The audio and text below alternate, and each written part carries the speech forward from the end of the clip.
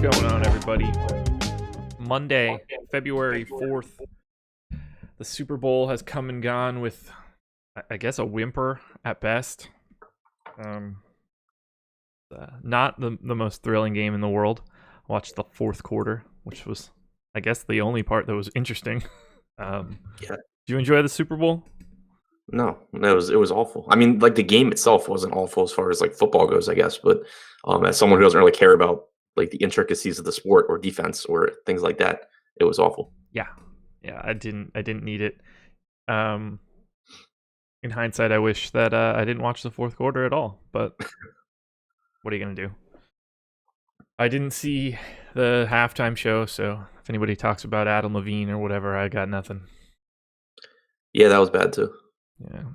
Yeah. True Birds fan, yes, this is a soccer jersey. Liverpool plays today, so I'm repping my colors today. NBA Strategy is the promo code. 50% off your first month with us. Any monthly package you choose, including Fantasy Cruncher. So enter that in if you're signing up. NBA Strategy, one big word. If you split it up, you will not get credit. And then we are brought to you on Monday, Wednesday, and Friday by Thrive Fantasy. You go to bit.ly/awesemo. You can get $10 on your first $10 deposit, $20 on $100, and $50 on $200. Thrive is a new DFS site that focuses on player props. They give you a list of 20 for each slate. You have to pick your favorite 10, whether you're going over or under points, rebounds, assists, a combination of those things. At the end of the show, Adam and I will break down our favorite 5. I like this slate. Perfectly manageable. The Knicks aren't on it, which is great. The Heat aren't on it, which is great. It just feels like a little bit, I don't want to say easier, but less stressful. Yeah, no Memphis either. There's Yeah. no team on the slate where I'm just like dreading getting to their game because I have no idea what's going to happen. I know. It's the Kings are a little bit like that. Yeah. They have a core. They seem to be rotating around who plays the most, though. But I'll take that over. It's at least an 8-man core instead of a 14-man core. Like Right, the Heat. exactly. And they're at least like most of them are actually like fun guys to talk about. It's not like, oh, well, if Kareem Allen plays 28 minutes here. Yeah. I hate the Knicks right now. Although I love the trade, so it's weird. I hate what they did from a DFS perspective because it's confusing as shit, but I like what they did from a team perspective. I also like it from just a kind of like NBA drama perspective because there was really nothing they could have done to like piss off Enes Kanter more than going and trading for someone older than him and then playing him. It's fantastic. I just love that it seems like I feel like most people like this trade more for the Mavs than the Knicks, and the Knicks are getting crushed for it. I think that's at least like a relatively sane look, and that makes me feel better because of how I feel about it. Yeah. No, I mean, I think you and I agree on it. Okay, yeah. And like, I know the Dunked On podcast is on I don't want to say my side. It's not like I own the side or anything, but we're on a similar side. But I feel like the public thinks it's like the dumbest thing the Knicks have ever done. And I don't even think it's in like the top 100. No, I mean, really, it's not even because the Knicks do a lot of dumb things. Like, I don't think it was a bad trade as long as they actually have a plan and complete it. Like, if they, I mean, it obviously comes down to the summer. Yeah. If they go out and overpay for 2 like fringe all-stars, then it's completely different. Yeah, Tobias Harris and Boogie is the one that Right. makes me laugh a lot. Oh god, that would be brutal. The interesting part of it all, we'll get started right after this, is that it would be really crazy if they could get someone that isn't Kyrie. Not that I don't love Kyrie, but getting Dennis Smith Jr. back in that deal, slot him in at point guard, get Kawhi and KD, and then just go crazy. Draft Zion with the 1 and be nasty. Can you imagine Dennis Smith Jr. throwing lobs to Zion? Jesus. Yeah, that would be a fun team to watch. Yeah. But it's, more likely to be Kyrie, I guess. Yeah, did you see Cantor try to check in, but it wasn't supposed to be him? No. Fizdale called for Dennis, and I guess he misheard him and heard Ennis, I guess, in that stance, and he like got up and tried to check in, and they had to tell him no and like to go back to the end of the bench. It's just, I mean, he was dying laughing when it happened, and I don't know if he was just trying to like play off like he did hear him and just wanted to go in too, but Right. Just outstanding given how the Knicks have been shaking out over the last week or two. Yeah. I love like that FanDuel came out with the reasoning too. It was like, well, no, we're gonna play DeAndre Jordan because Mitchell Robinson can actually learn useful things from him. Oh god, it's brutal but true. All right, you ready to do this? Yeah, let's go. The Detroit Pistons hosting the Denver Nuggets. 102.5 implied total for the Pistons, 106.5 for the Nuggets. I don't feel like we ever talk about the Nuggets so quickly in a show. I mean, obviously because they're on the West Coast, but it just feels weird to get to them immediately. Yeah, it does. Not an appealing spot from an overall scoring perspective. This game has the lowest total on the slate.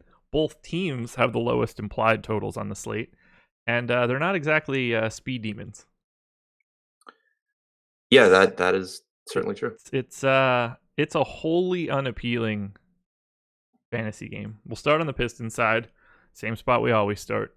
Blake Griffin, Andre Drummond. Griffin $100 more expensive on FanDuel. He is $600 more expensive on DraftKings, so they're narrowing that little margin. $9 more for him on Yahoo. Do you have a preference between the two? Do you want either guy?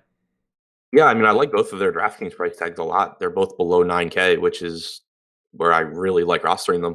Just getting huge minutes from these guys. Like you probably get 37, 38 minutes from Blake. You should get around 36 here from Drummond, and they're both really inexpensive. So I would give the edge to Blake just because, obviously you're getting the higher usage rate, you're getting all the assists, and you're getting some rebounding mixed in there.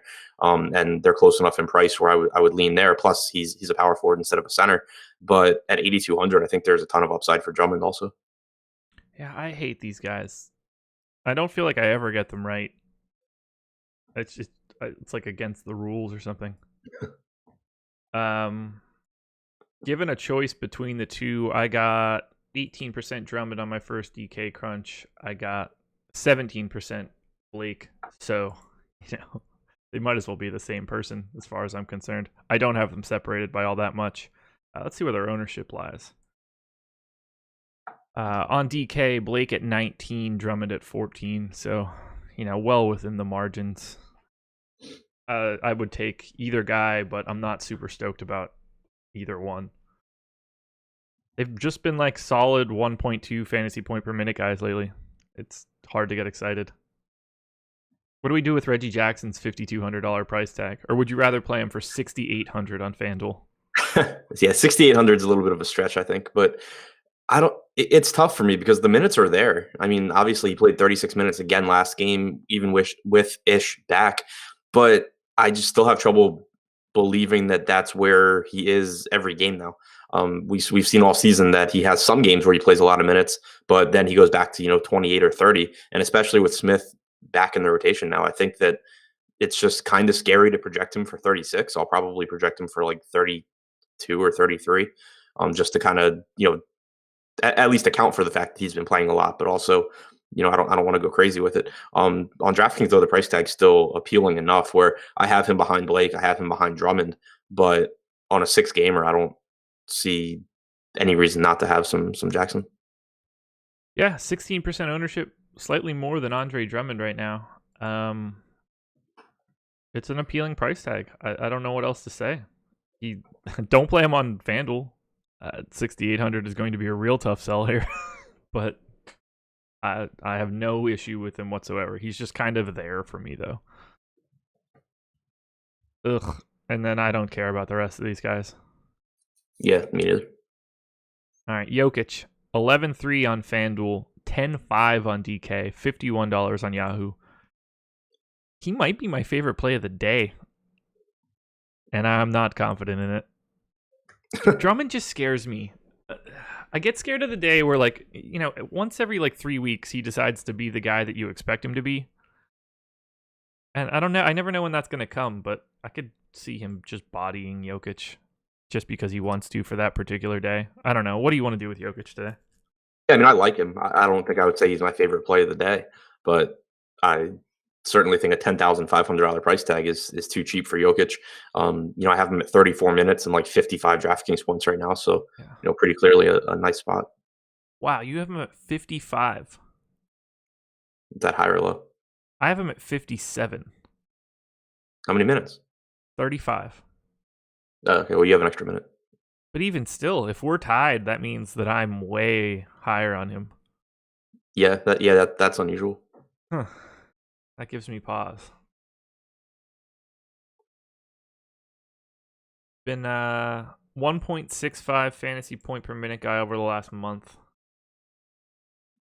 30% usage rate. Are you seeing any changes with? I have Murray in right now. Do you have him in or out? Out. Okay. Oh wait, no, in. Great. Does that change anything for you? I know we had this. I don't know. I can't remember if we talked about this on a show or just you and I. Yeah, no, I mean I've been completely ignoring effects of Murray because I don't buy into Jokic being worse without Murray. So I've just been using rates as if Murray's on or off. It doesn't matter. So I'm not changing anything for Murray. Okay. Well, might have to go back to the table on Jokic because he's grading out very, very well for me. Yeah, I'm not really comfortable. Do you care about Ish going Smith playing today, by the way? People are asking about it. I mean, I think it makes me a little bit more scared about projecting Jackson for 36 minutes. Yeah. I have him in for 33 right now. Ish did not get played minimal minutes. Yeah, he played 12. Like 12. Yeah. Sorry. Back to Denver, I guess. Yeah, Jokic is grading out as my best play, and I don't really know what to make of it, especially because of this low-ass total.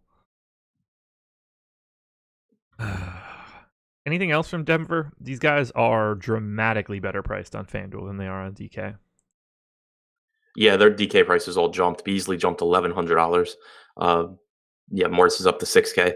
If Murray's out, it's obviously interesting with Morris. I don't really know what to do with him because he's been playing out of his mind since joining the starting lineup. Yeah. But if you look at his rates with Jokic on the floor this season, he's still like a 0.77 fantasy point per minute guy. So it kind of feels like chasing points, but at the same time, he's just playing really well. Like, I think he's like third in rebound opportunities. He's getting a ton of potential assists. He's got the ball in his hands a ton. So I'm not really sure what to do with him. I'm glad that he's up to 6K on DraftKings, so I don't really have to worry about it. Yeah, I don't know what to do with a lot of these guys. They sort of bounce around in like who's the guy that like takes the haircut in minutes. And if Murray is back, it's going to negatively impact a bunch of dudes. Right. I think that it probably just makes everybody unplayable. Or maybe not necessarily unplayable, but you can't get to anybody with any sort of volume. Someone probably slips through and plays 30 plus minutes that you don't really expect, but I don't think there's any way to know if that's Beasley or Craig, Morris, Barton. Well, I mean, Wancho played 16 minutes in the last game after playing, single digits for a couple. So I can't really get to anybody here. Yeah, I mean, like I assume Beasley's the safest because Harris is out, but if Murray's back, there's still a chance that you get, a few minutes taken from Beasley as well. So I'm with you. Like with price tags rising, if Murray's back, it becomes really tough to get to these guys. Yeah, it makes me feel like just sort of the opposite of what we talked about on Friday. I have no interest in Torrey Craig. This strikes me as a game where he's needed less, not more. Yeah. And more of a Beasley game.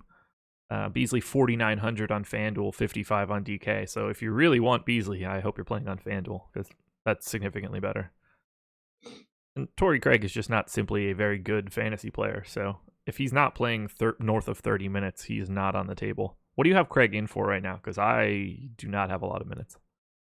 Like 20 if Murray's in. I would go to like 28 if Murray's out. Okay, yeah, I have him at 22 right now with Murray in. Yeah, I expect it to be more similar to their game against Minnesota than their game against the Rockets, where if Murray's out, where Craig plays like 28 minutes and Barton gets a little over 30, as opposed to Craig playing 36 and Barton playing 24. I completely agree. Yeah, the only guy I can prioritize here is Jokic. Jokic getting 13% ownership on DK. A little bit tough to fit, but I'm cool with it. Otherwise, I did not get much of anything. All right, moving on. Your Wizards. What? I feel like they've played the Hawks 1,000 times this season. Last time they played the Hawks was like when Wall got ruled out forever, right? Sounds right.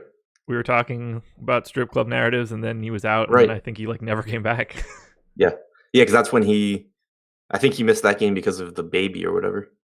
That sounds right to me. Yeah, and then I think he played like 1 or 2 more games. Yeah. 119.5 implied total for the Wizards. 113.5 for the Hawks. Wizards defense has been solid lately, which is terrifying, but 6-point favorites in Atlanta. A massive pace spot. It's really difficult to not like a lot in this spot. Beal 9,300 on FanDuel, 9,100 on DraftKings, $40 on Yahoo. How much Bradley Beal do you want? Probably a lot. I mean, Yeah. huge minutes still, like a 31% usage rate. Obviously, a fast-paced matchup against a team that struggles defensively. Yeah, I have him grading out really well on DraftKings. Same. Very tough to get off of. Otto Porter, 6,600 on FanDuel, 59 on DK, and 20 on Yahoo. Another guy that I expect to have quite a bit of. Been playing really well, too. From a fantasy perspective, at least. Yeah, he's killed me every time I've rostered him lately, but Yeah. Still, the minutes are there, opportunities are there. I think you do want to make sure that you adjust rates for him playing with the starting lineup now. You're not getting quite as much usage as when he was coming off the bench, but Sure. Still just too low of a price tag for him. I agree. Here's our boy. 6,500 on FanDuel, 5,600 on DK, 20 on Yahoo. How do you feel about Satoransky tonight? I like the DK price. Yeah, me too. He also has small forward eligibility. Of course he does. Right. Yeah. I think that's new. I hadn't really realized it until I was looking at lineups against Milwaukee, and suddenly I had a ton of Satoransky at small forward. But You're like, oh shit, Fantasy Cruncher's got a glitch. Right. Yeah, I mean, so he only played 24 minutes against the Bucks, but that was a game that the Wizards just got their asses kicked for basically the entire game, especially in the second half. So he didn't play at all in the fourth quarter. I think that you still get, 32 plus, probably like 34, 36 from Satoransky. So yeah, I think the price tag is just too low for someone who it's not like he's a great scorer, but he does rebound well. He does pick up plenty of assists. He gets plenty of assist opportunities. And the minutes should be there. So I do like him. Yeah, it's making me nauseous thinking about having him either in bulk or not at all. Yeah. Projected for 17% ownership, which is just like the perfect amount to make me not feel comfortable either way. I don't know. I hate this dude so much. It should be great. Everything should go really well. Those are the days that when he grades out this well, these are the days where I feel like he puts up 12. Right. But I'm clearly going to be on him, Porter, Beal. Ariza getting a lot of love, 6,100 on FanDuel, 5,700 on DK. This strikes me as a really good Trevor Ariza spot. But what do you think? I think on DK you could play like four of these guys in a lineup. Yeah. Which normally I don't really like doing, but they're all like $1,000 too cheap on DraftKings. Yeah, and this is obviously as good of a fantasy game as exists in this slate today. You're getting, massive pace, at least on the Atlanta side, 0 defense. What more do you want? So I'm in for Ariza. Yeah, me too. How do you see the center rotation mattering today in any form, whether that's Bryant, Green, or Mahinmi? So Mahinmi didn't play at all against the Bucks, which was good to see because it seemed like he had forced his way back into the rotation regardless of matchup. So I was glad to see that. This one against the Hawks, I expect that he comes back just because you have Dedmon, you have Len, and you have Collins. So it would make some sense for him to be out there. But I'm not super confident in that because Brooks has been all over the place. At 5K on DraftKings with power forward eligibility, I don't mind having taking some shots at Thomas Bryant because he certainly has upside at that price if you land on the right side of his minutes. But, again, the minutes have just been all over the place, and there's really nothing stopping Jeff Green from picking up a bunch of minutes at center. So I don't think I would want to play Bryant and Green together, but they're both cheap enough where I clearly rank them behind the other 4 starters that we already talked about, but they're both cheap enough where in tournaments they certainly give you upside, and they'll be probably the lowest owned of the group. I don't know what to do with these guys. 4,900 is not bad. None of these guys are getting any real ownership. Bryant and Green are both at 5% on FanDuel. Green is at 5% on DraftKings. Does that any of that appealing? Yeah. Yeah, I mean, I wouldn't want them together because with Green coming off the bench now, the easiest path to him getting a lot of minutes is him picking up a bunch of minutes at center. Right. So I wouldn't want him and Bryant together. I think it's pretty unlikely that they both get a lot of minutes here, but whichever of them does is clearly a good play. Anything else here from the Wiz? Also, a usage bump for Jeff Green coming off the bench. No way. No, I like. There's no way we're going anywhere else. I don't know why I even pitched it. Yeah. No, I like every relevant player on the team. Hawks, similar to the Nuggets in that most of their pricing is better on FanDuel, save for maybe Kevin Huerter. You want to pay $7,600 for Trae Young?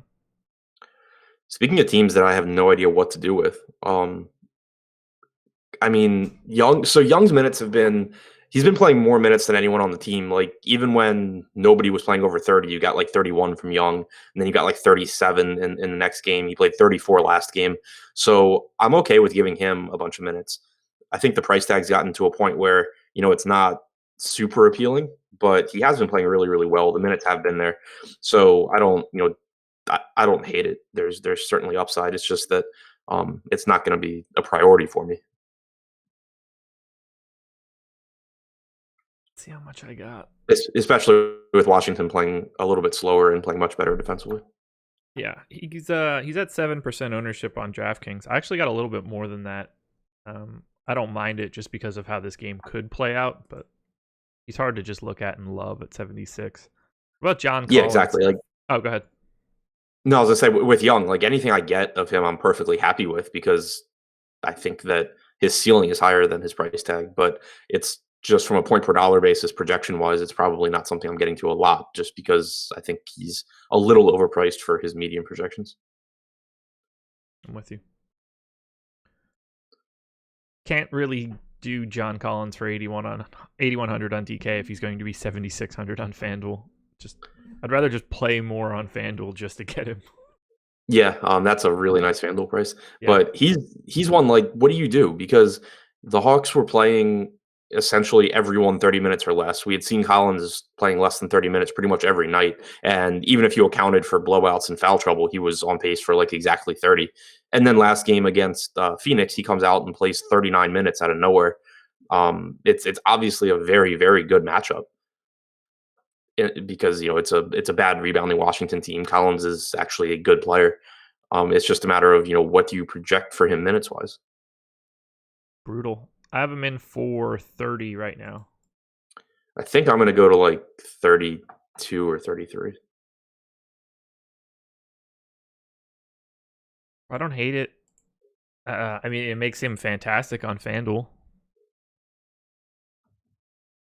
Yeah, it definitely does. He's getting ownership there, 16%. He's only at 3 on DK, so. I even like him in tournaments on DK just because he can go for 45 to 50 here. Yeah. If he actually gets those minutes. It's just that there's a lot of risk in the minutes. Like he played 39 against the Suns. You go back one game to Sacramento and you get like this stint where he plays like 7 minutes to start the game. And then he plays 7 minutes to start the second quarter, closes for the last 3 minutes. It's basically like he played 25 minutes and he was on pace to play about 30. So I just don't know what they're going to do with him. I never know. I mean, I guess you made a good point before. Like, this is a team that we don't have the best feel on, at least not right now. Dedmon, Huerter. I mean, Prince is a guy that's popping up for me, and I hate it, but he has been not great since he's been back. But now, if he's going to play 33 minutes like he did in the last game, it's hard to completely ignore him. Yeah, exactly. As much as I'd like to. Yeah. I mean, 30 or 4,700 on DK, you're at least getting a discount there. Yeah. I'll have some. He's at 10%. Kevin Huerter is at 10% on DraftKings. You have any issues there? Nope. Homecoming game for Huerter, too. Oh, really? I mean, he went to Maryland. I don't know where he's from. I think he's from like New York. Okay. Well, if you like narratives, people, get in there. Jeremy Lin, 3,700 on FanDuel. Minutes are pretty much gone. I don't get the sense they're going to beat him into the ground with the trade deadline coming up. I feel like using him as a punt on FanDuel is reasonable, though. Yeah, I mean, it's tough just because he's back to solely backing up Trae Young. Yeah. Like that has been consistent for the last couple of games since Bazemore came back. You're getting Lin just playing whatever minutes Young doesn't. Any other Hawks for you? Dedmon, I like the spot there. He's reasonably priced. I think you probably get around 28 minutes from him. It's a really, really nice matchup against this Washington front court. So, especially with power forward eligibility, I think that he's a pretty decent play. He is projected right now for 5% ownership. I think that seems about right. I don't really have any qualms with that. Yeah. I don't have anything else here. It's mostly just trying to get off of the massive amount of Taurean Prince that I'm getting, and then smashing Beal and Porter and Satoransky and Ariza. Yeah.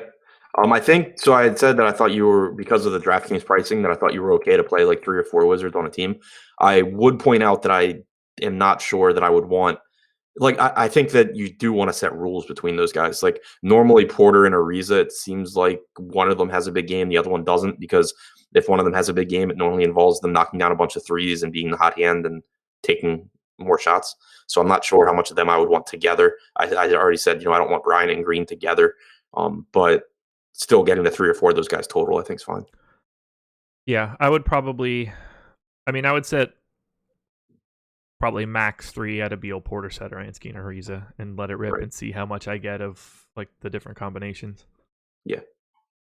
And then if I get anybody else, they're low enough salary that I don't care all that much. Right. I would probably also do max 2 out of like Ariza, Porter, and Green. Yeah. All right, moving on. Ooh, coffee burp. Yuck. 110.25 implied total for the Brooklyn Nets. 117.25 for the Bucks. 7-point favorites in Brooklyn. Massive pace up spot for the Nets, and that is being shown in my love for D'Angelo Russell. 8,500 on FanDuel, 7,900 on DraftKings, $36 on Yahoo. What do you think of Russell here? Obviously a scary matchup defensively against the Bucks as a team, but does the price tag outweigh that? Yeah, I love the price tag here. This is the first time in a while that I've been back on Russell because, for one, this should just be a really fast-paced game. Milwaukee's been fast all season. Brooklyn ranks, I think it's 3rd over the last month in pace. So both of these teams, there should be plenty of possessions here. Obviously, a very efficient Milwaukee defense, but we've seen Russell, plenty of times against good defenses this year. It doesn't really matter. He's still going to shoot a bunch. You're talking about, a 30+% usage rate without Dinwiddie, up near a 40% assist percentage, and playing somewhere between 32 and 34 minutes in competitive games. So with the price tag finally dropping, I wasn't really getting to him a lot when he was up at 85, 8,600, but down to 7,900 now. I think there's a little bit more margin for error for him, and I really like him. Yeah, you and me both. He's grading out massively for me. I know that I mentioned Jokic being my favorite guy on the slate. I think Russell might be number 2. I got quite a bit of him. We only have him at 19% ownership, so I even feel good about being over that number. The only thing that's giving me pause is running face first into what's probably the best defense in the league right now.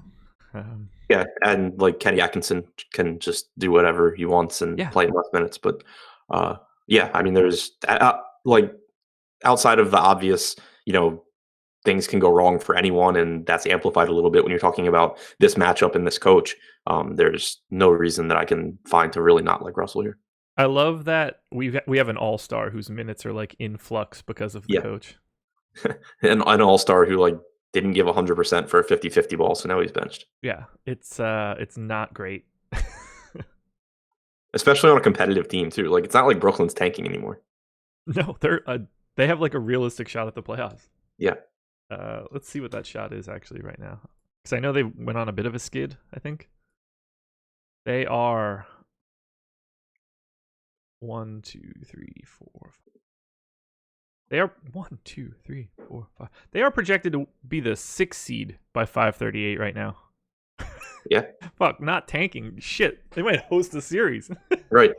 Because Yeah, I mean, they it's won't host a series because they're never going to catch the Celtics. But like they could get to the 5 and play, and now they can't.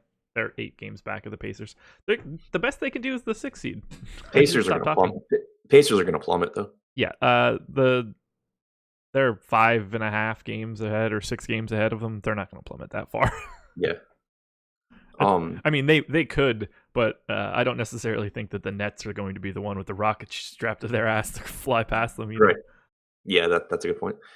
Yeah, no, I mean, it was weird. Like I was looking at the standings the other day because we were talking about the Wizards, and so I was looking at the standings, and I'm like looking at the teams at the bottom. It's like the 6, 7, 8 seeds, and I'm like, oh, like they'll pass Brooklyn, they'll pass blah blah blah. And I was like, wait, Brooklyn's 6, like, and actually playing well. Yeah, that's insanity. Brooklyn, oh my god, 1, 2, 3. I'm doing it again. 6. So 6, 7, 8 in 538's projections for the playoffs. Nets, Hornets, Wizards at a fucking crisp 22-30 projected right now to be the 8th seed with a 37-45 record. That's a farce.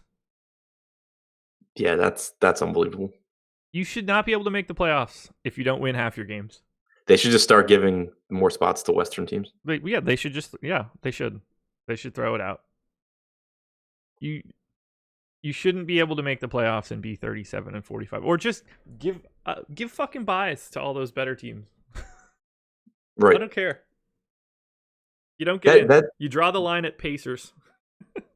Would the Wizards would have to be like one of the scariest sub 500 8-versus-1 matchups you could draw though. Yeah. Just because I mean they actually do have like a star in Beal, and they do have like good players. Not even that, but like, let's say they're the 6th seed opposite of the Sixers. They can beat them.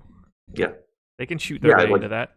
They obviously wouldn't be the favorites, but it's not like even you're close. Gonna walk over them.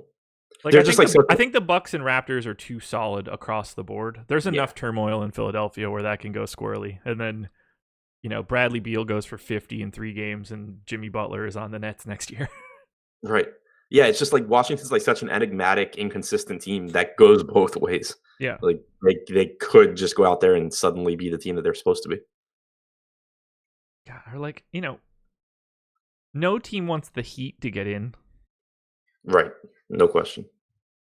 Like that's a series where you have to work from start to finish because you don't want Spoelstra having every other day to prepare for you. And basically every single weapon you could want exists in some form. They'll find what works. Rolling up against like Nick Nurse and the Raptors, like they might just win because talent wins out, but Nurse in his first playoff series with a Raptors team that notoriously gets a little clammy in the playoffs. The East playoffs are going to be so interesting from a which piece of garbage knocks off the better team perspective, because there's a clear top 4. And if one of those teams don't make the second round, that's insanity. And you have to assume one of them, you would expect one of them to, just from like a math perspective. Right. And well, to me in the East too, there's a clear top 1, and then there's a clear second, third, and fourth. Ooh. I don't think anyone's close. Yeah. Okay. I don't agree with you. Really? I'd say there's a clear top 2. Them and the Raptors? Yeah. Yeah. I don't know. I just think they're so much better than everyone. Yeah, I would probably take the Raptors over the Bucks in a series. Oh man. Bucks in like 5. I'm not like it's not a confidence thing. The Raptors have, even though it's gone really bad every year in the playoffs, I think it's different with Kawhi, and it's different that there's no LeBron there. Yeah, I mean, and it obviously doesn't matter, but like the Bucks just embarrassed Toronto at home. They did. Like easily. They did. But I think that those two are clearly above the Celtics and the Sixers. Yeah, I agree with that. I wouldn't be surprised if the Sixers lost in the first round or in the finals. I agree with that also. Yeah. The Celtics, it would surprise me if they made that run this year. Craziness. I can't wait for the playoffs. All right, back to Brooklyn. Let me get my shit back up here. I'm too deep into the weeds of the playoff race in the East, which nobody gives a shit about. Right. I love that we started on that conversation because we were talking about a Nets game also. Yeah, for real. It's been a while, man. It's been a while. So, as I said, I like Russell. I'm basically with the field on Jared Allen right now. I like Shabazz Napier a lot more than the public, apparently. 7% ownership on DK. He's 5,800 on FanDuel and 5,400 on DraftKings. I only have him he's been at 1.1 fantasy points per minute in the last 30 days. I have him a hair under 1 fantasy point per minute. So if I pushed him up even further, I can't imagine how much I would get. What do you think of Napier? Yeah, I have him a little over a fantasy point per minute too. Should play 26 to 28 minutes. He's without Dinwiddie on the floor over the last month. He's at 1.03, 27.6% usage rate, a 22.5% assist percentage. I mean, he's playing really well. He's getting the minutes. This is a Milwaukee team where I think you could get a couple extra minutes for Napier potentially, just because Milwaukee plays small enough with Bledsoe and Brogdon that it's not like it's a matchup problem to have him and Russell out there for a couple more minutes. Right. So yeah, I mean, it scares me rostering Napier at a $5K plus price tag, but I think I'll end up with some. Yeah, I had him for that 41 burger against Chicago in 25 minutes, which was pretty tasty. 4,900. I think 5,400 is enough where you don't have to get too nervous just from how he's been playing. You know, if it's not cooking for Russell, maybe Napier's the answer. Yeah, I'll be over 7%. That's for sure. You probably do you mind playing them together?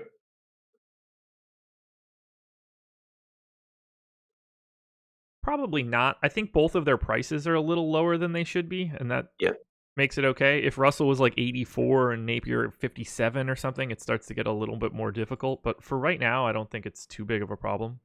Yeah, I think I agree with you. And I'm going to get more Joe Harris than I want. This has been happening like every day. He's at 5% ownership right now. I got that amount basically, so. And then I have little bits of Carroll and Hollis Jefferson and Kuruks, and I hate myself. But such a massive pace spot. You know, if the game stays close, some of these guys will look all right at mid-4 price tags. How are you getting to so much Joe Harris? Like, what do you have him projected for? 26.8 DK. Okay, I have a 25.5. Odie Hoover in YouTube chat. How do you feel about Carmelo to the Raps as a third scorer? No, they're never going to sign Carmelo Anthony. That would be the worst thing that they could do. Carmelo to any playoff team is a no for me. Yes, completely agree. Well, maybe not any playoff team. We just went through some of this garbage at the bottom of the East.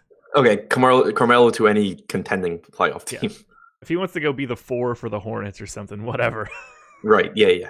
Carmelo to any team that actually belongs in the playoffs. Yeah, no, that is a god-awful pickup for the Raptors.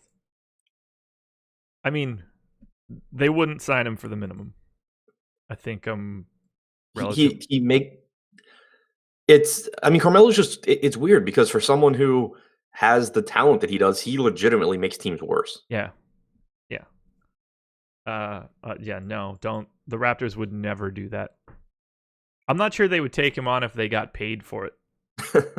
And I'm not even trying to be funny. Like, if they got $4 million, I think they'd probably be like, no, we're good. We'll keep Malachi Richardson. I don't know. That's probably good on Brooklyn. Let's talk Milwaukee. Oh, by the way, Joe Harris is questionable, evidently. No, good. Hope he sits. Yeah, so do I. It's right hip soreness or something. I'm not super concerned with it right now. Does it open up anything? Right, so do I. Like, it doesn't.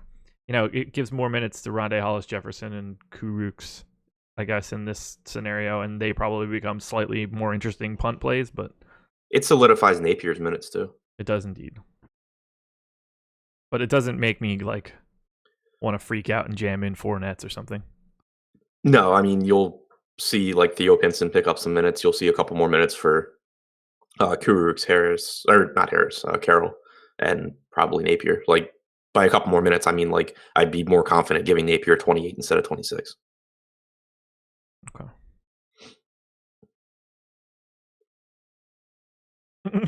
Melo has been staying in shape and working hard. I've seen his progress. Dude wants it again. If he joins a top team like Golden State and averages 20 in the playoffs, don't complain. What? Wait, what Golden State? You think he's going to average 20 for the Golden State Warriors this playoff run? Where is he did the plane crash? Where is he getting a single minute on that team? Nowhere. Like not even if you think I don't know, what's Melo's the Warriors good. G League team called? The Santa Cruz, whatever the fuck. Right. Even if you think Melo is good, like that's just the most insane place to mention because like who the hell is he playing over? I'm not even confident he could average 20 in the league at this point. He is. He could. I'm on. Yeah, I mean, I'm being sarcastic. Oh, okay. He's never gonna. He can't be in a situation where he would play enough minutes to average 20 and be in the playoffs. All on a team that can actually win a series. Yes, they would never get an. He'd have to literally never miss. Golden State has no bench other than Iggy or Looney. Whew. And he's going to average 20 as the 8th best guy on the Warriors. Right. Which he's not, by the way. He's probably like the 13th. Like, how many guys do they play in their postseason rotation? Like 8? Yeah. I'm going to go ahead and assume that he's not going to get to 20 there.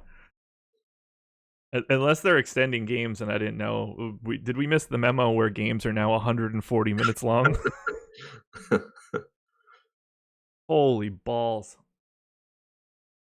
That is rich right there. Okay, let's talk Bucks because that one just shook me to the core. Giannis Antetokounmpo.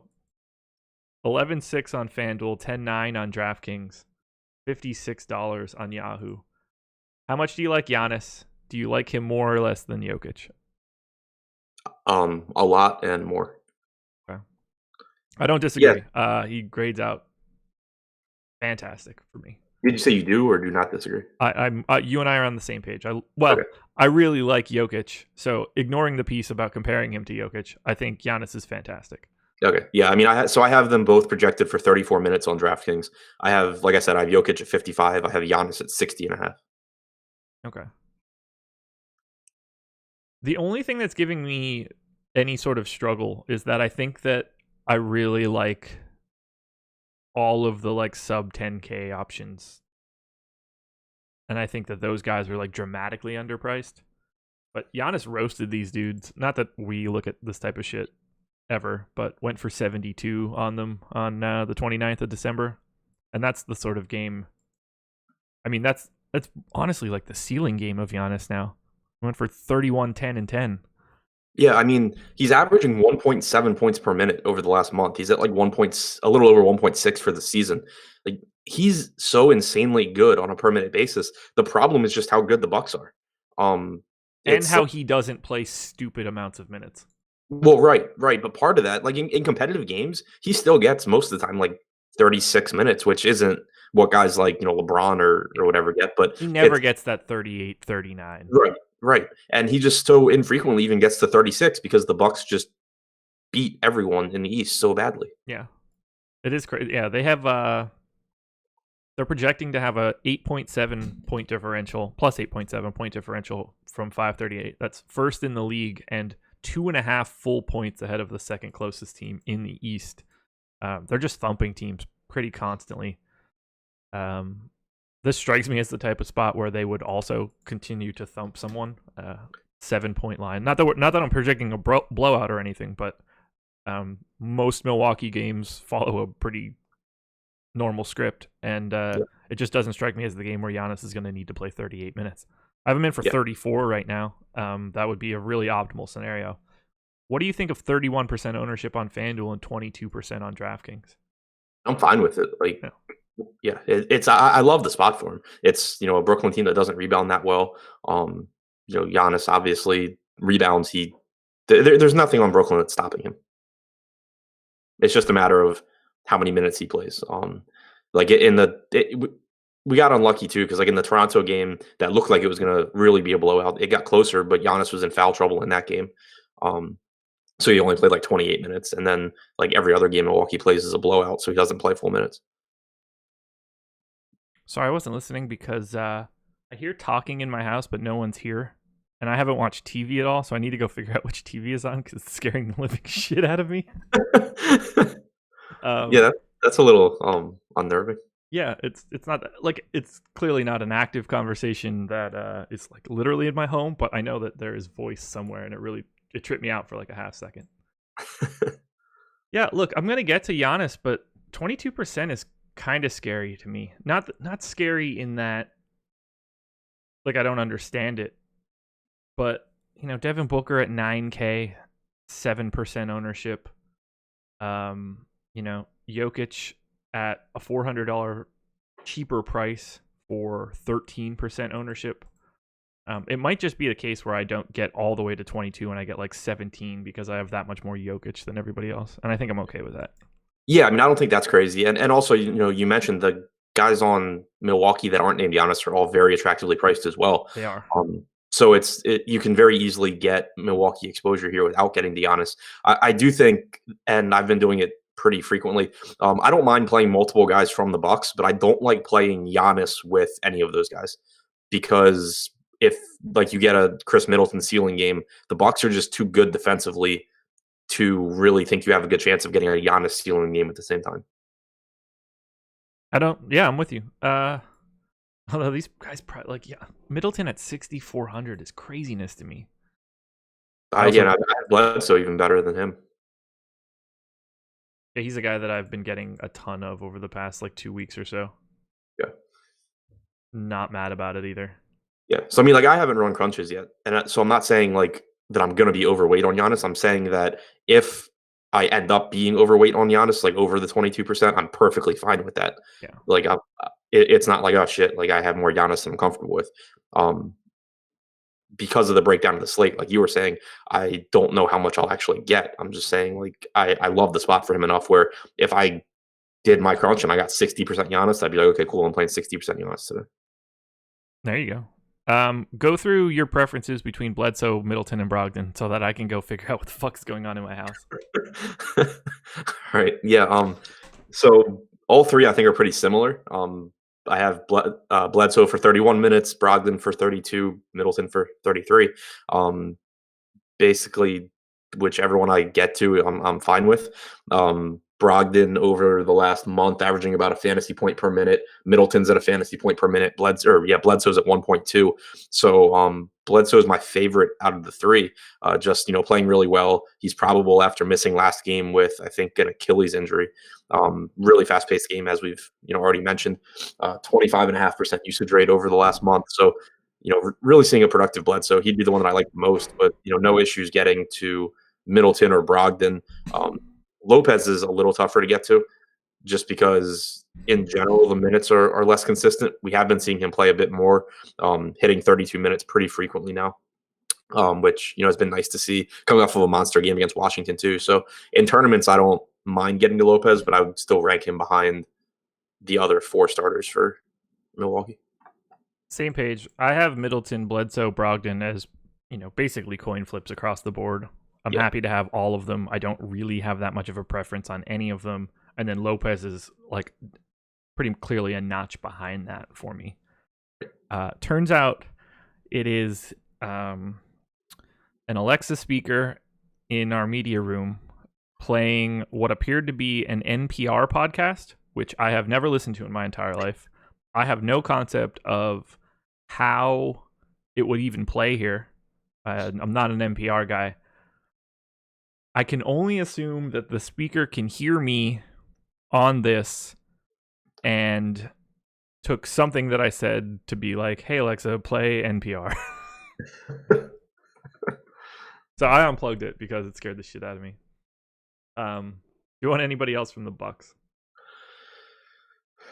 No. I agree. Moving on. Yeah, I might have Ghost Jordan Davis. I just might. Also, Yeti Express gave me the Josh getting robbed live, which was happy about that one. Spit it out. Go for it. Can you imagine how viral this video would go if I got robbed live on the air? I think you should go ahead and take one for the team there because that would definitely help promote the site. The problem is that if it ended up involving gunfire, I have a noise gate on my mic. I don't know if you would ever know that it happened. You just like drop off. Oh, Team McBee telling me that I just activated a speaker. So, Alexa, play NPR. Now I hope it does it for a third time. This is going to be a fun little toy for the rest of our time. Hey Siri, play NPR. Oh shit, I got myself. Okay, let's move on. Pelicans and Pacers. 108 implied total for the Pels. 109 for the Pacers. 1 point favorites in New Orleans. This is a tale of two different teams, man. Holy shit. This would have been a much different game 3 weeks ago. Yeah. This game is like the slightly better version of the Pistons Nuggets game. The second lowest implied total. This is team 3 and 4 from the bottom in implied. Nice, a lot of people are pissed. Number 3 and 4 in applied total. So implied total rather, not applied. We'll start on the Pels side. 9,100 on FanDuel for Drew Holiday. 8,700 on DraftKings. $44 on Yahoo. What do you want to do with Drew Holiday and his band of misfits? I mean, he's clearly the guy on this team. It's not a great matchup against Indiana in terms of pace. Still a quality defensive team. Losing Oladipo obviously doesn't help, but I like Holiday. I think that I like Beal a little bit more. I think that, obviously taking savings to some of those Bucks guys at the positions appealing. I like D'Angelo Russell's price tag a little bit more. So it's you already mentioned Booker, who we haven't gotten to. It's a deep enough position where I don't think that you have to be jamming in a ton of Drew Holiday. But whatever I get, I'm happy with because I do think that, it's still a really nice spot for him. He averages around 1.3 to 1.4 fantasy points per minute in this situation. Yeah, given the choice between him and Beal, I just simply want Beal. Similar ownership as well. Actually, Holiday 2 percentage points higher on DraftKings. Not that really matters. Ooh. Ken is saying that he thinks that Napier caused it. Napier, NPR. Yeah, that could be it. Huh. Fantastic powers of deduction there, by the way, because I never would have landed on that. I don't totally love Holiday because of how bad the rest of his teammates are. He is clearly the number one option that it makes it really tough if he's not going to turn into a volume guy. Yeah. That being said, I just put in his rates without Davis, Peyton, Randall, or Mirotic, and now I just got him up to like 52 DraftKings points. Oh, weird. So I did that this morning, and it cratered him. How many minutes do you have him? 36. So do I. 1.23 fantasy points per minute. I have 1.44. Yeah, we are on a different planet here. Yeah, I looked through it on Wowie, and I did not like what I saw with those guys off. I mean, he's 1.3 for the season, but 155 minutes. If you don't account for Mirotic, you get up to 227 minutes, still 1.3 points per minute. What you're just taking? Did you take everybody off? That's off. Like all of the relevant pieces. I didn't mess with Etuan Moore. Okay, so I'm doing Davis, Moore, Peyton, Randall, Mirotic. We'll see what we get to. We'll see how quickly he pulls this up. Depends on the day. That's why I'm a Patreon member here. Need it to go faster. Yeah, so it's only 145 minutes, 310 possessions. He has been 1.35. So I don't know what the fuck I was entering in this morning. But let's take a look because I think that's relevant now. Yeah, and I mean Peyton being off just gives him more assist opportunities, which I think is really important. Let's see, 10, 6, and 4, 5. Yeah, I don't know. That's even worse for him right now. Rebounding rate, is 9.4. Ooh, that might have just been a typo then. Usage rate was oddly low, I think, when I looked at it. It's like 27. 25.6. What do I have him at? I have him at 27. Yeah, I don't know. Maybe I'm underselling him a little bit. Maybe I'm giving too much credit to Indiana's defense. I don't really know how they've been with Oladipo off. Look, I don't want this to come out like I don't like Drew Holiday, because I do. I just kind of like other guys around here more. Okafor, 20% ownership on both sites. He's in the 7s. This doesn't strike me as the best Okafor matchup in the world, but he's a guy that I'm getting quite a bit of. Yeah, so am I. It's going to terrify me every time it happens, but his price tag's just not increasing enough, and he has been incredibly productive. The minutes are there, assuming the game stays competitive. So, I have no issue getting to Okafor. With Victor Oladipo off, defense drops 1.2 points per possession. So that's not great. Doesn't scare me as much as I would have thought it would. Yeah, I don't.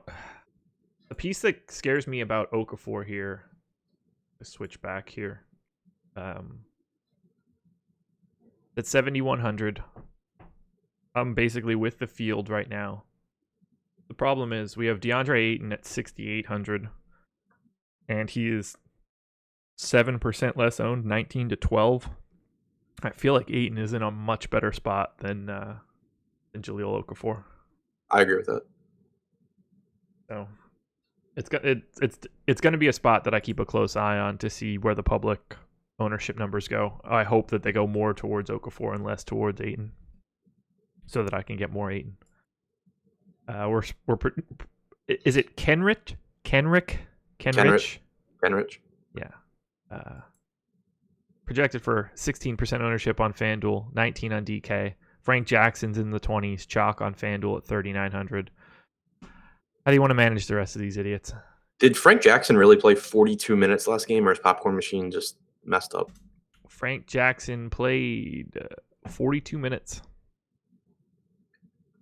That's absurd. Yeah. I have him in for 28 right now. Don't really know how to hash that out. Split the difference and give him 36 like a fucking normal person. Yeah, I mean, I'm going to give him like 32, I guess. Okay. I'll probably actually go a little bit higher than that. Basically, I'm going to just give him where like I know that I'm going to get him in lineups, but where I'm not getting him like at 100%. I just look at it like he's 21% owned on DK and 27% owned on FanDuel. What does he want? What does he have to hit for you to be like, fuck? Well, right, but I mean, he's also $3,700. Yeah, sure. And like, to me, there's just such a big difference between like 3,700 and like 4,300 or 4,800. You know, talking about like Williams and Miller. It's just so hard for him to let you down. You would think. Then again, it's Frank Jackson. Yeah, he played 22 minutes the game before that. He'll let me down plenty at 22 minutes. There's just no way to know what he's going to play is really the key takeaway here. I think it's crazy that he played 42 minutes and Tim Frazier played 27. Yeah, I hadn't even noticed that. So they played. All right, that's interesting. It makes me, for one, it makes me feel better about Jackson. That they because played they're willing to do that. Yeah. They closed together and made a nice run against the Spurs with that like Frank Jackson, Tim Frazier, Check Diallo, Ian Clark lineup. God, what a lineup to almost come back from a 22-point deficit. What is it? So their closing lineup here, they played the last like 6 minutes, 5 and a half minutes of the game was Ian Clark, Tim Frazier, Check Diallo, Kenrich Williams, and Frank Jackson. Okay. Most of those guys should not even be in the league. That's brutal. And none of those names were Drew Holiday. No, Holiday was taken out at the 5-minute, 17-second mark with the Spurs up by 22 points. The game ended up being a 5-point game. Wild shit. I don't know. I had Frank Jackson minutes were going to be really interesting here. Tim Frazier, well, I guess it makes sense because he played 42 minutes. I was going to say at least one of Frazier and Jackson was on the floor for all 48 minutes, so we didn't see Ian Clark steal any of those minutes. I don't want to play any of these guys because I know I'm not going to like it.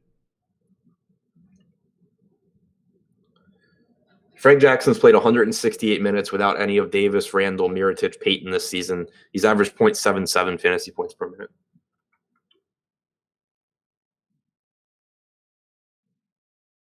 I can't figure out what I want to do with these guys.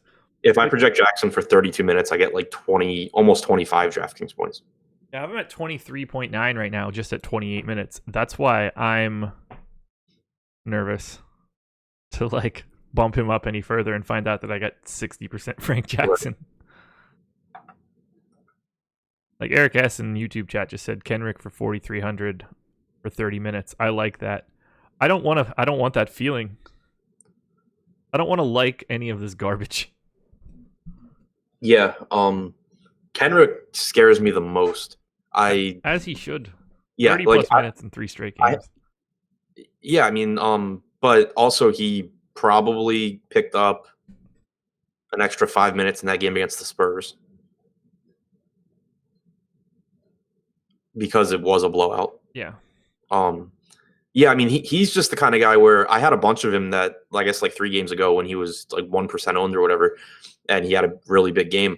He's just the kind of guy where once everyone starts thinking he's like a great play, I just run the other direction because there's no reason to think that he continues producing the way he is. Like he's rebounding like a crazy person, getting a lot of hustle rebounds, which on one hand is nice because it makes me feel like he's going to keep getting those minutes, and the effort is at least there to pick up stats, but it's not like it's a high usage guy. He has to be very efficient scoring, and the price tag's getting to a point where, if he goes out there and gets you like 24, 25 points, it doesn't really matter. Like you really need him to be averaging like a fantasy point per minute or better at this point. Yeah. Oy. I am not enthusiastic about anything coming from the Pelicans today. I hope that I don't get more than I want to. I think Okafor will be the guy that is like my swing guy, because I'll never regret anything that I get of Drew Holiday. That's just not going to happen. But it's the slop in the middle, the Darius Millers of the world that I can do without. Yeah. Pacers side, these guys have not been great after losing their fearless leader. Miles Turner 7,100 on FanDuel, 6,300 on DK. We've got 6 guys on the Pacers projected north of 10% ownership on FanDuel. It would have been 6 on DK, but Thad Young, Darren Collison, and Bojan are all at 9. So I don't have anybody to point out specifically. This team is weird as shit. What do you like most from the Pacers? They're all like super similar to me. Yep. Collison, playing 32 to 34 minutes is nice. Hopefully Evans comes off the bench again, I think that's a boost for Collison as well. Corey Joseph, if he starts and plays 30 plus minutes, is cheap enough where he's not any worse than Jackson or Williams or those guys. Turner's in a nice spot. Center is pretty deep, but I do like the matchup for Turner. Thad Young is a pretty good play. I mean, I like these Indiana guys. Like, there's no one that jumps out as like a top player on the slate, but I do think that a lot of my lineups will probably just like have someone from one of these guys from this team. Yeah, that's a perfect way to put it. Turner, Young, Saboner for 5,500. He's pretty aggressively underpriced now. Yeah. Collison, Bojan. If we get any word on how much Tyreek plays, if he plays, like that could be interesting. Corey Joseph. There's a lot to work with. It's impossible to pick the piece you like the most, though. You got a lot of Sabonis plus Turner last game. Really? Turner played 31.1 minutes. Sabonis played 23.7. So They played almost 7 minutes together. See how they've been this season with them together, and then we can move on. The only reason I'm saying this is because I still have the Pacers up on the court. Miles Turner, Domantas Sabonis.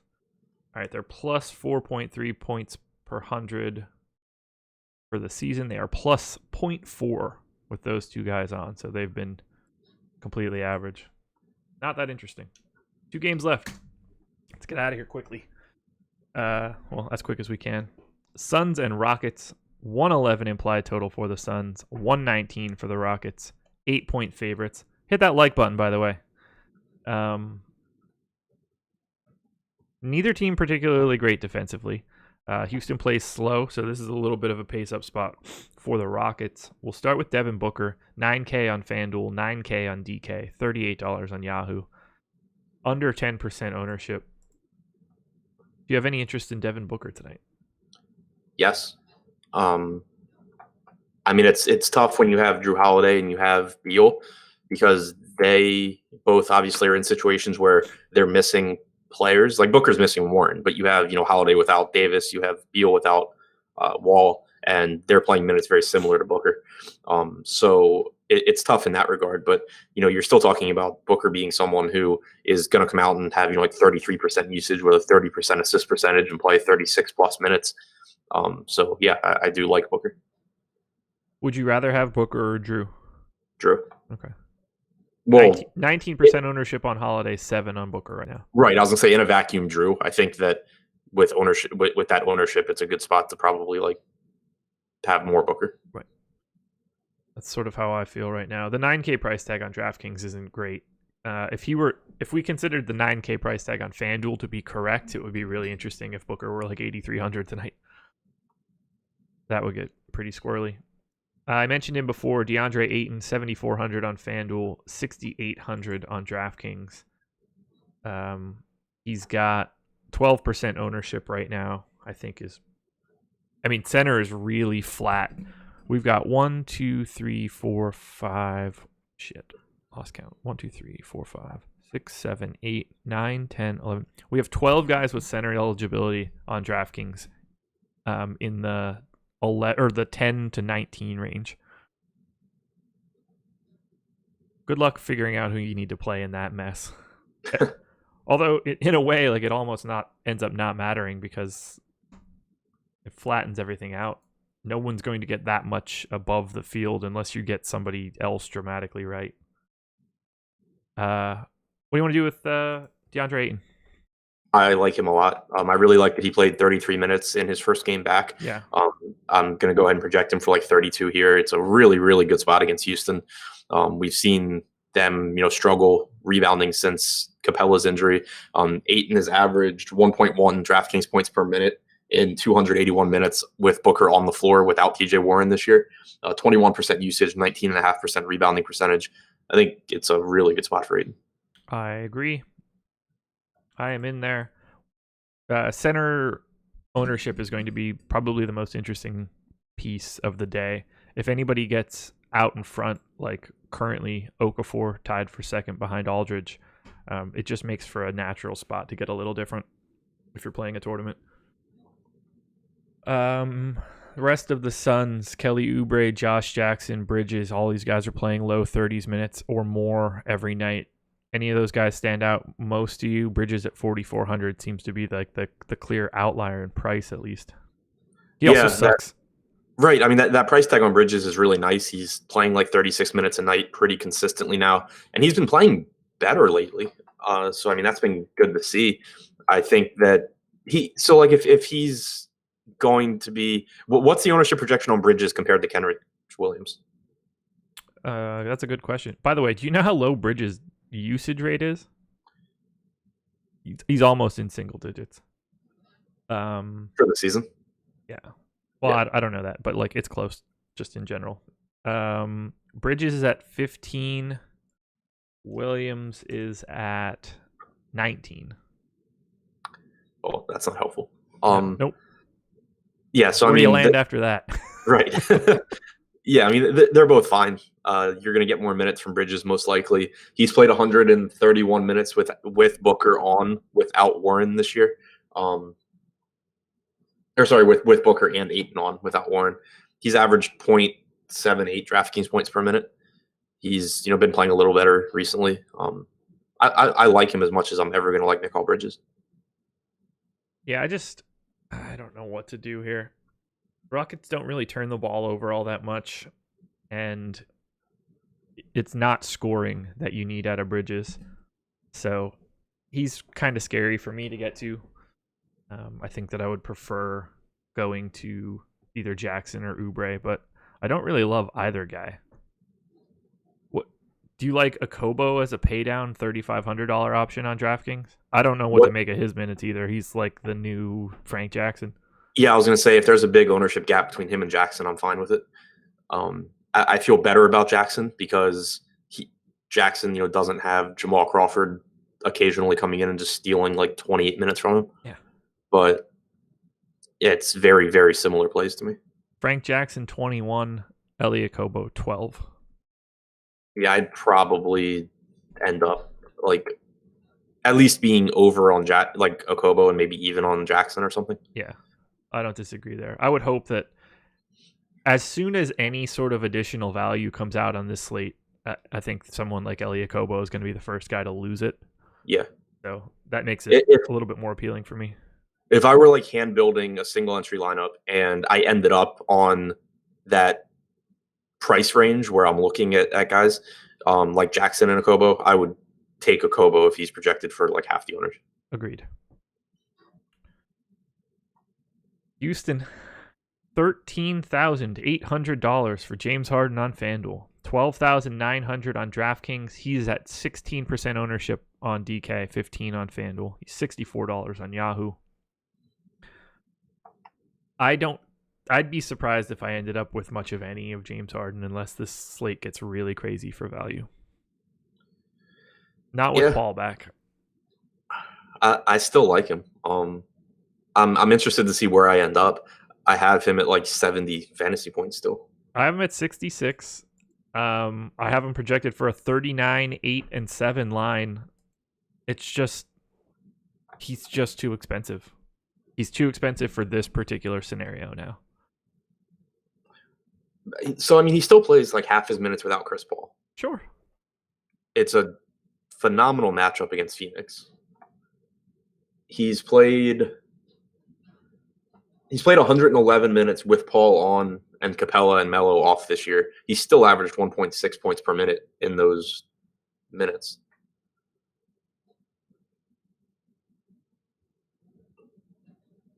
I can't justify it. There's too much other good stuff on the slate today.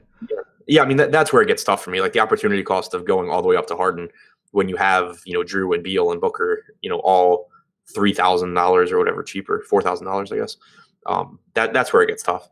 It's kind of like we saw last slate when Paul was out. It was obviously a great spot to roster Harden, but you also just had a million guys that were a lot less expensive that could go for 60 fantasy points. And if one of those guys goes for 60, then you like need Harden to have one of those 80 plus games.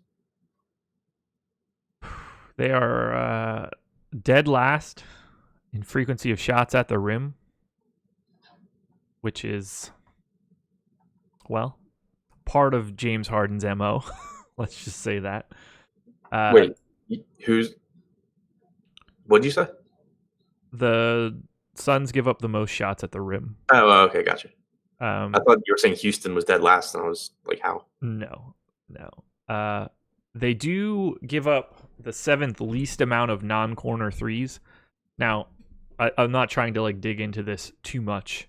Obviously, Harden's not shooting any corner threes, or at least not anything of value. And it's still the Suns, but it does make me a little... look, Harden can shoot from anywhere on the floor. None of it matters. But they don't give up a ton of threes, and I think that's interesting to think about. If he's getting to the line a little bit more. Look, the fact that they let everybody get to the rack and James Harden shoots more free throws than anybody else does make me a little nervous about DeAndre Ayton. Like, would you want to play... I don't think that I would want to play Harden and Ayton in the same lineup. I'd be fine with it. Ayton's cheap enough. I feel like if James Harden has a big game, a lot of that has to do with the fact that like DeAndre Ayton is probably fouling him at the hoop. Yeah, or whoever's defending him is fouling him. It's true. He does tend to get some bullshit shooting fouls. I'm not going to have much, if anything, of Harden here. I can't do it. So I'm trying to get. He's going to go for 100 tonight. Yeah, I mean, I'm trying to get like the best rate projection I can for him. He's played since the start of last season with Paul on and with Capella and Melo off. He has a 37% usage rate, 26.3% assist percentage, and then with Paul also off, he has a 45.1% usage rate, 47.8% assist percentage. I think he plays half of his minutes under each condition, basically. I've got him in for the game for a 43% usage rate, 25.5 field goal attempts, 12.5 free throws, a 1.73 point per minute projection. I just don't think that I can be confident in him at that price tag with Chris Paul back. And I really like that if he really is 16% owned on DraftKings. Because today feels like the day where like people should be walking that back.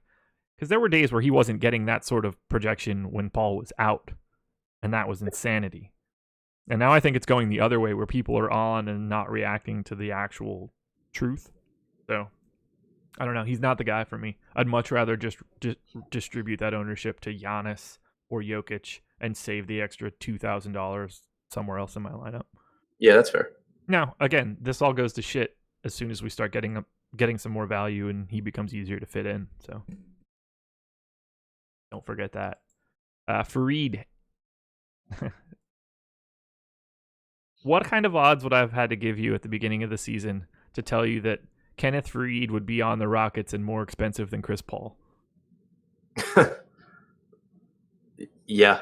I mean, I love Kenneth Faried as a fantasy player, but I still would not have believed you. Yeah, that's an aggressive take. Yeah, 8K for Faried on FanDuel, 7K for Faried on DraftKings. And you know what's really crazy? I don't think that's outlandish. Not at all. He looks great. I have no problem with it. One of my most exposed power forward center combos. I have no problem with this whatsoever. He's my number 2 center. And so I guess to point it out for anyone looking at game logs, like he played 20 minutes last game. He fouled out. Yeah. Don't take anything from that. In the first half, he played. It was weird because he didn't really get in foul trouble till the second half. So in the first half, he played like 16 and a half minutes. Who did they play? Utah. Yeah. He played like 16 and a half minutes in the first half. He picked up 2 fouls in the first half, but then he picked up 3 in the first 4 minutes of the third quarter, and then fouled out immediately in the fourth quarter. So I think projecting him for around 32 to 33 minutes makes sense. I have him in for 34 right now. Do you think I'm being a little too aggressive? Maybe a little bit. Like I think that he can get 34. I don't think that. Like I think it's a little bit high from like a median standpoint. Okay, I could work with that. Update here. What do you want to do with Paul?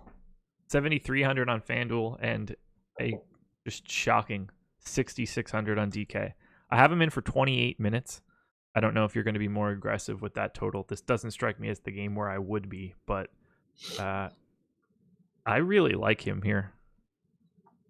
Yeah, I'm going to go like 30 minutes, I think. I'm trying to pull up the last game he played. 8% projected ownership as well. That's a nice spot to be at.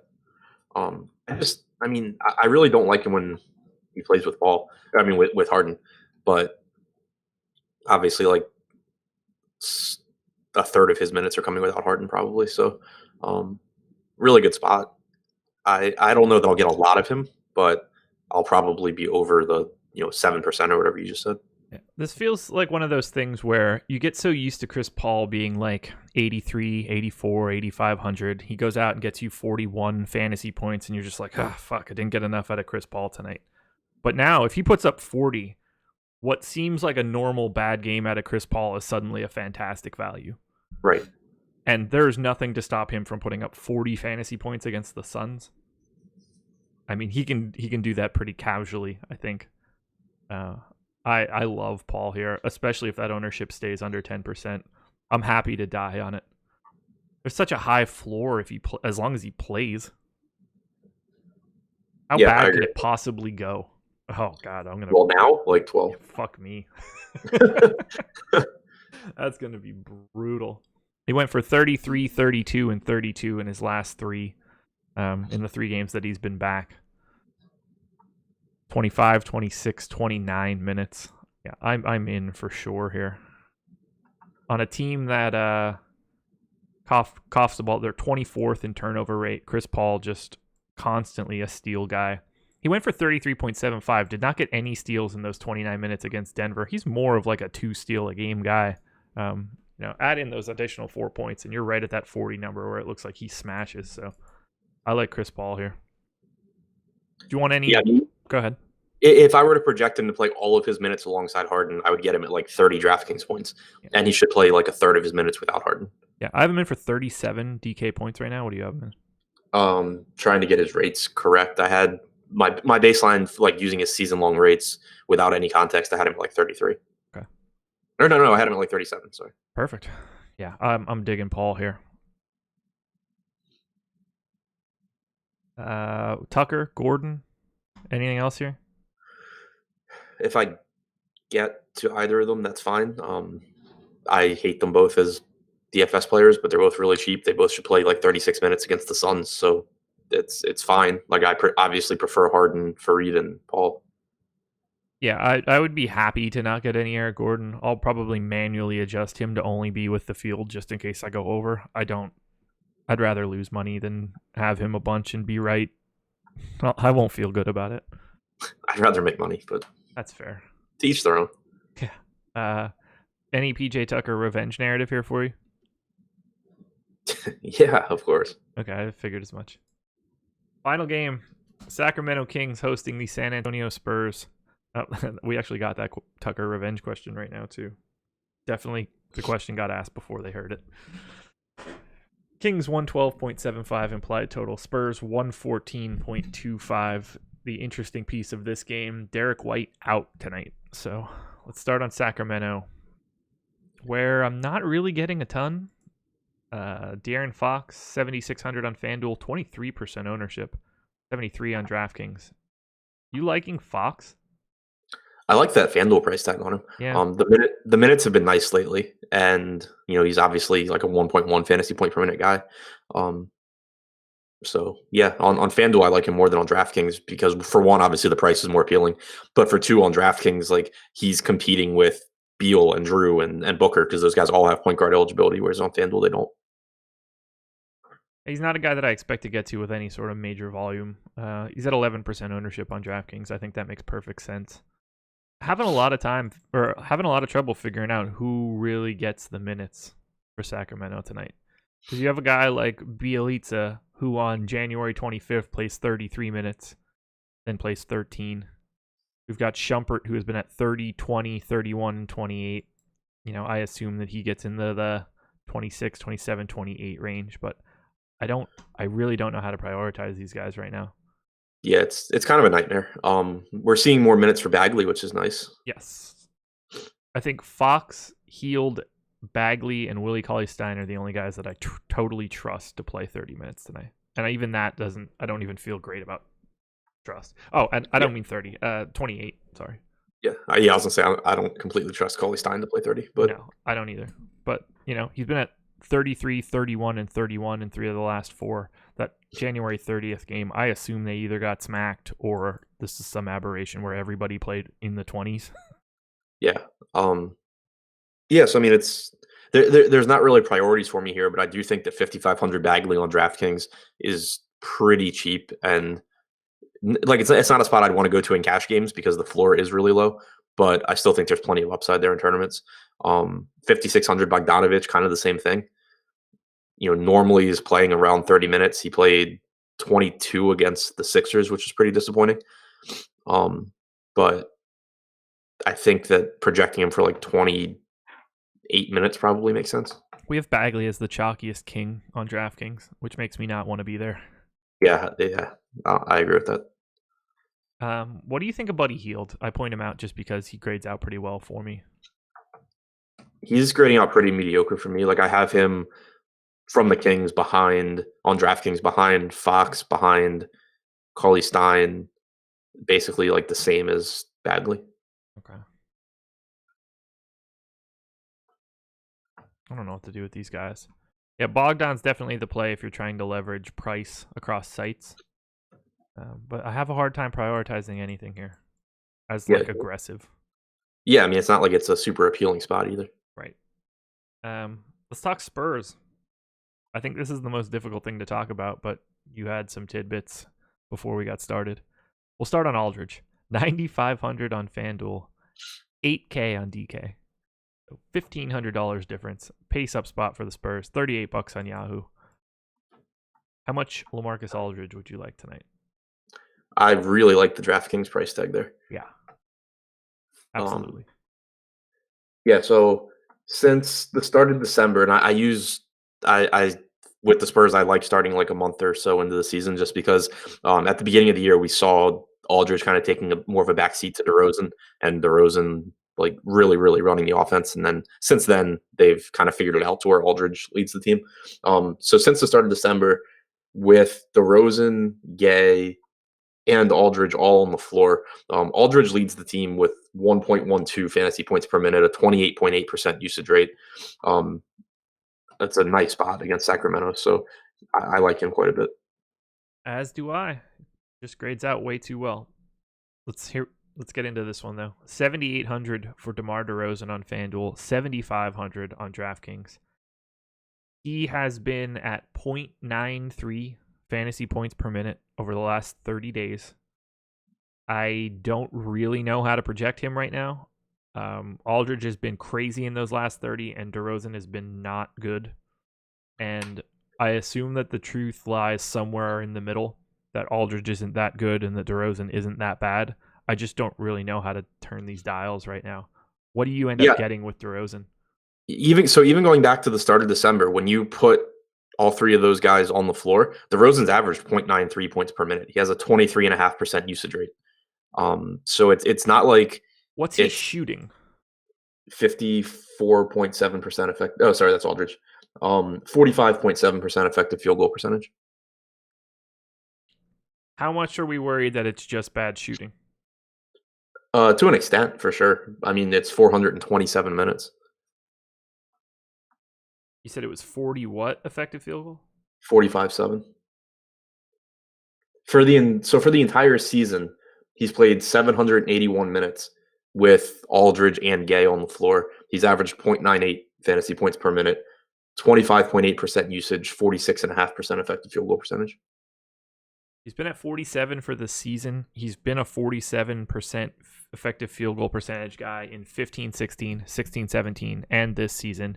The aberration was his final season in Toronto last year, 49.2. So he might just be a 46, 47% guy. 47 when the floor is his, and 45 when he's got a share.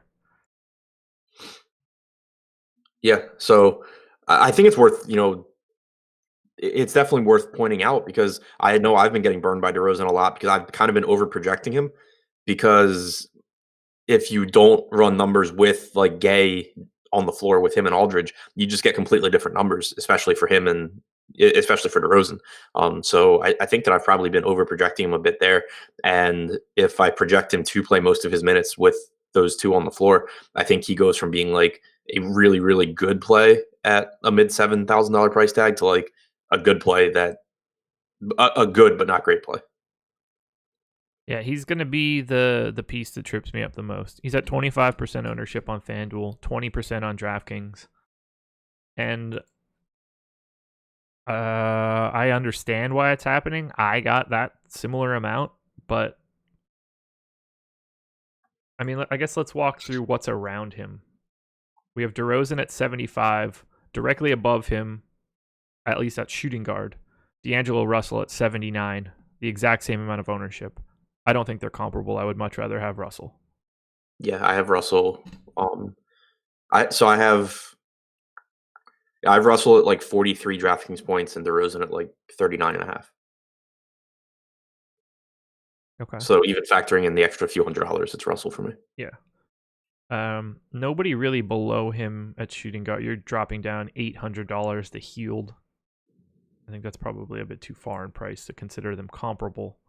Yeah. If I hop over to the small forward spot, it's still just Healed right below. Man, he's kind of in a price tier of his own. Small forward, the only thing above him is Giannis. So can't really look at that. But I think I'd rather just go to like Otto Porter. Right. Yeah, at small forward, the Wizards guys being way cheaper is... Yeah, or Satoransky. Yeah, Porter, Ariza, Satoransky, all basically the same to me.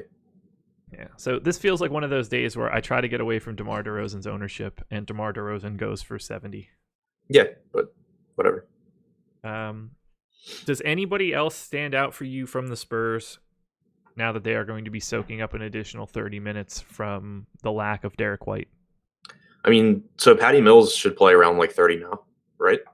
I don't know, man. The times that I think that Patty Mills gets a minutes boost are the days that he still plays 24 and Lonnie Walker plays 16. Yeah, exactly. That's why I'm pretty scared by it. I bumped him. I have him at 26. I think that he could play 30 easily. He could also not change at all and still play 20. Yeah. It could be Bellinelli getting more handle. They could play Bryn Forbes 38 minutes or something stupid. Lonnie Walker can get dusted off. He's no worse, though, than those other... he's no more risky than Frank Jackson or Elliot Kobo or Kendrick Williams. That's a great point. Well, do you have any interest in Forbes, I guess?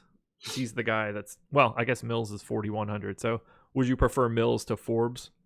I think I'd prefer...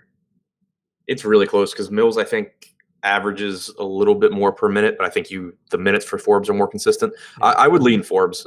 You could certainly see him even get a couple more minutes, but he plays normally like 30, 32 anyway. As is, I get more Forbes normally than I actually feel comfortable with. Yeah, I got 11% of Forbes, which is right in line with the field. I got 0 Mills. That's not at all something I'm comfortable with, but I do have Forbes grading out like...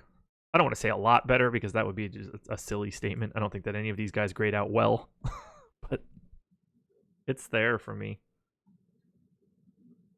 And I have Forbes at 0.69 points per minute, so I'll probably play him a little bit more just because of that. I mean, yeah, so like I have Forbes at 23 DraftKings points. I have Mills at 23 DraftKings points. I have Bellinelli at 23 DraftKings points. Wow, I have Mills just so dramatically under his last 30 days that I probably need to make a tweak. I typed something in wrong here or something. I have him at 0.73. He's been at 0.91 for the last month. It depends on like if he starts to. If he starts, you should see his per minute production go down. Yeah. I'm just going to give him a mild bump just to make that a little bit better. But what do you think of Bellinelli at 3,900? He's the guy with the best price point, at least for DK. Like the exact same as Forbes and Mills. Yeah. I don't think there's any way really to like these guys. No, to like comfortably prioritize one of them over the others. There's a pretty good chance at least one of them has a good game here in a favorable matchup, with Derek White not in the lineup. But figuring out which one it is, I don't think there's any real way to do it.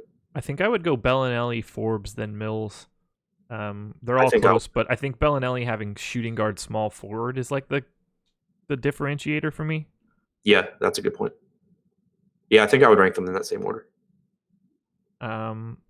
We haven't talked about Rudy Gay at all. 6,200 on FanDuel, 59 on DraftKings. Is that appealing to you? Not really. When he's played with DeRozan and Aldridge over the last couple of months, 19.6% usage. Probably plays 28 to 30 minutes, but I would rather play like any of those Wizards guys at the same price point. I agree. Bertans, anything? 3,800 on FanDuel, I guess, is okay. Yeah, that's not bad. But I'm good here. It's mostly just jam in Aldridge, keep an eye on DeRozan, and flip some coins on Forbes, Mills, Bells. Yep. Alrighty, we are done, which means it's time for Thrive. Go to .ly/Awesemo. You get $100. Nope, you get $10 on your first $10 deposit, 20 on 100, 50 on 200. We're going to take a look at some props. Let's get this pulled up. And get this refreshed. First prop on the list is not loaded yet.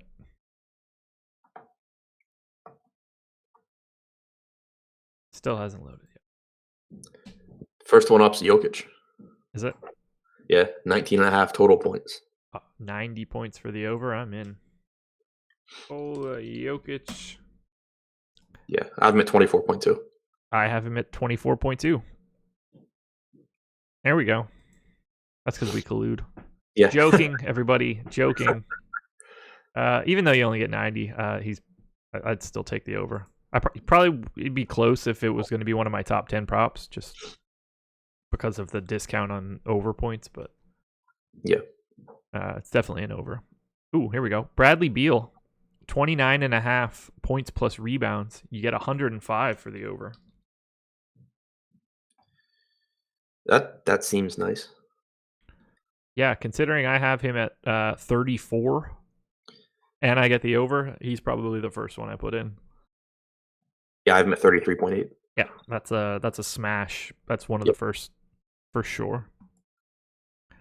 Well, we got two more that I think look really good. Giannis, even action on both sides, 35.5 points plus assists.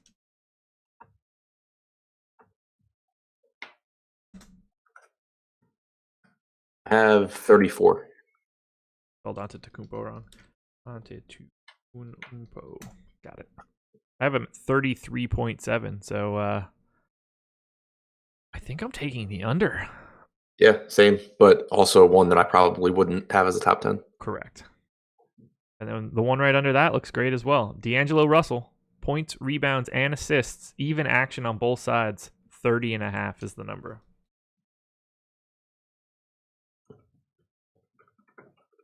I have him at 35. I have him at 36.2, so this is a pretty clear smash over. Yeah. I like it. Another good show, fellas. On to the Joe Budden podcast. Are any standing out for you? James Harden, 44.5 total points plus assists. What's the even line? Action? Even? Yeah. 44.5? Yeah. I got 46.3.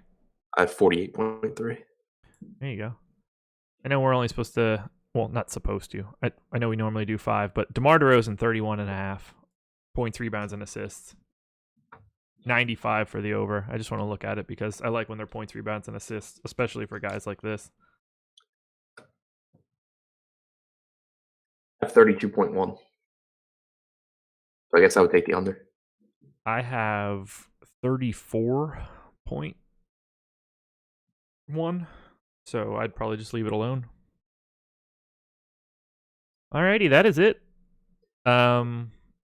Deep dive coming from Lofty in the early afternoon.